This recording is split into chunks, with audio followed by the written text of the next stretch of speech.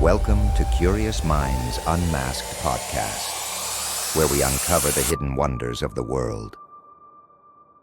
Ever wonder if reality is just one giant simulation? Yeah. Like we're talking full-on Matrix, but instead of plugging into the back of your head, this whole universe, everything, is the headset. It's a mind-bending concept, isn't it? You've sent over some seriously interesting research on this, so let's unpack it. Yeah, let's dive in. Okay, so starting with the nature of reality itself. Well, what always gets me is how quickly our understanding of what reality even is can just completely shift. Like for centuries, people thought the universe was this, like a perfect clockwork mechanism, predictable. Right, like Isaac Newton's universe. Right, exactly. Everything nice and orderly. Yeah. Then quantum physics comes along, Yeah. throws that whole idea out the window. It's true, those quantum physicists, they do like to shake things up, don't they? They do. In your notes, you mentioned the 2022 Nobel Prize in Physics. How does that fit into all of this? Okay, so that Nobel Prize, it was awarded for these experiments, really groundbreaking, that basically debunked this idea called local realism. Local realism. Okay, for those of us who aren't quantum physicists, what does that even mean? So local realism, it's a fancy way of saying that objects, they have definite properties even when we're not looking at them. Okay, like my coffee cup is here on the desk whether I'm looking at it or not. Right, exactly. Common sense, right? But these experiments, they showed that in the quantum world, it doesn't quite work that way. It's more like the universe waits for an observer to, hit the render button before deciding what's what. So instead of a universe where everything is solid and just exists even when we're not looking, it's more like the universe only becomes solid when someone's looking at it. Precisely.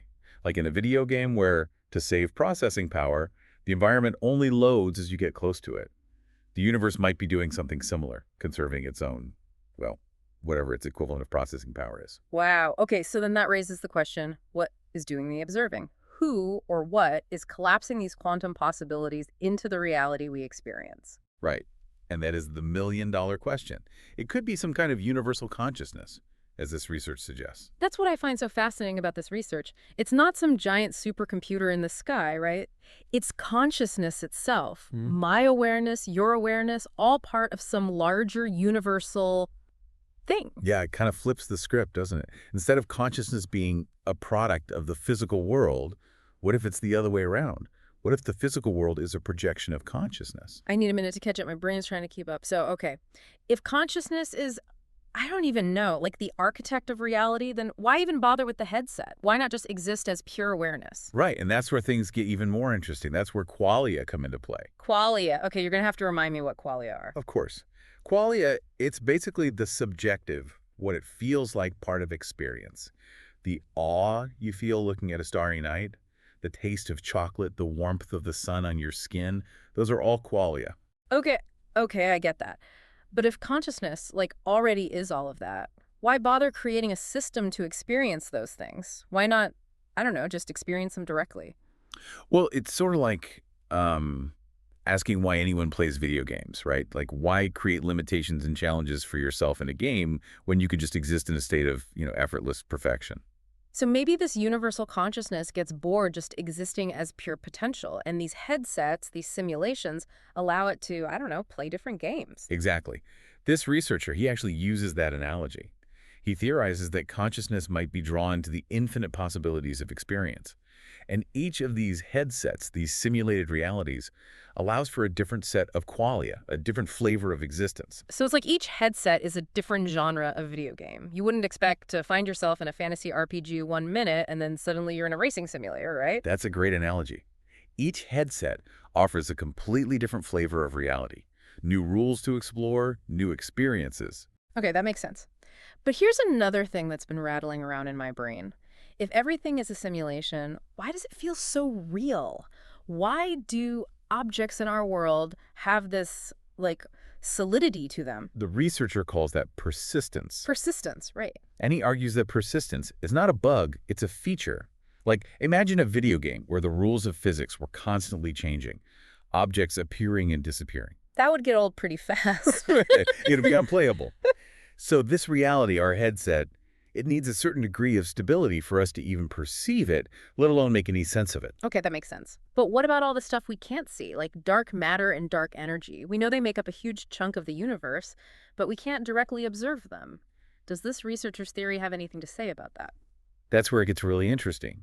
You see, this researcher, he proposes that dark matter and dark energy could actually be like glimpses into the workings of the larger game that we're all playing. Okay, I'm intrigued. Tell me more. What if these invisible forces, what if they're not just some weird physics anomaly, but representations of activity from conscious agents operating outside our specific headset and like influencing our reality? So, like, we're only able to see the shadows on the wall of Plato's cave, but never the actual puppet show itself. We just get these hints, right? Exactly. We see these weird gravitational effects, things that don't quite fit with our current understanding of physics, and we label them dark matter or dark energy. Because we're trying to make sense of the shadows on the wall. Right.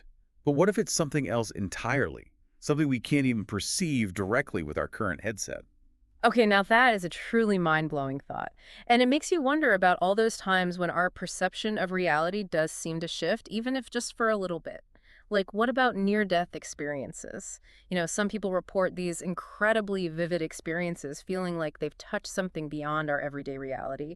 And that's where this research takes an even wilder turn. He suggests that these near-death experiences, they could be glimpses into that operating system behind our simulated reality. Whoa, okay, slow down for a second. So instead of these experiences just being, the brain misfiring as it's shutting down, they could be moments when the headset malfunctions and we get a peek behind the curtain. Exactly. It's like for a brief moment, the filters are off, and we're able to perceive the code running in the background. Okay, that image is both amazing and giving me chills. So are there other ways we can lift that veil even just a little besides, almost dying? Well, that's what's so fascinating about this line of research. He's looking into whether certain altered states of consciousness, things like deep meditation, or even certain psychedelic experiences, could offer a similar temporary shift in perception. Like, instead of these experiences creating a whole new reality, they're more like adjusting the filters on our current headset, right? Allowing us to see beyond the normal limitations of our senses and our awareness. Exactly. And, it's important to be cautious here. He really emphasizes responsible exploration in these areas. Of course, these are powerful states of mind. But he sees them as potential keys to unlocking a deeper understanding of consciousness itself. It's like using a new tool, a new technology to view the same reality, but in a completely different light. It's fascinating. This whole conversation, it really makes you wonder, though, where does the idea of a divine creator fit into all of this? Does this research suggest there's like a programmer, a god, out there creating all these simulations? Right. That's a very natural question to ask. Yeah. But it's interesting because this researcher is really careful about not framing this universal consciousness as a deity, at least not in the way we traditionally think about it. He sees it more as this kind of self-learning system, constantly evolving and exploring its own potential through these infinite headsets. So less like a divine puppet master and more like an artist constantly experimenting with new forms, new colors, new ways of expressing themselves. Exactly. It's a beautiful way to put it. And what I find even more mind-boggling is how this framework changes our understanding of some of the biggest mysteries in physics, like the nature of time itself. You had me at time. All right, so how does this research approach something as fundamental as time? We tend to think about time as linear, right? Past, present, future, all laid out like a straight line. It's how we experience it, right? Right. But the researcher suggests that this perception of time, it might just be another limitation of our headset. He proposes that the fundamental reality of these interacting conscious agents, it could be timeless. Timeless. You're saying that everything is just happening all at once? Now you're really messing with my head. I know, it's a tough one to wrap your head around. But think of it like a tapestry. Each thread represents a different moment in time. Okay, I'm visualizing a tapestry. From our limited perspective, we can only experience one thread at a time, which creates the illusion of a linear progression moving from past to present to future. But the tapestry itself, it exists as a whole outside of time. So our perception of time is like tracing a single thread through this tapestry, when in reality, the whole design already exists. Precisely. And that has huge implications for how we think about free will and death.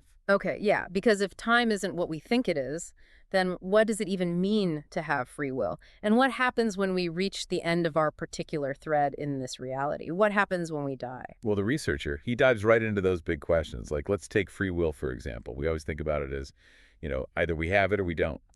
But what if Within this framework, this idea of interconnected consciousness, free will works on a totally different scale. So it's less like choosing between, option A or option B in a video game and more like, I don't even know, what would be a good analogy? Think of a jazz band. Each musician, they have the freedom to improvise, right? Express their own creativity within the structure of the music. Oh, I like that. But they're still bound by the rhythm, the harmony. So our choices, they matter. They made a difference. But they're playing out within this larger interconnected composition. It's kind of beautiful when you think about it like that. It is, and it makes you think differently about what it means to be a part of something much bigger than ourselves. And as for death, well, that's a whole other layer of the onion, isn't it?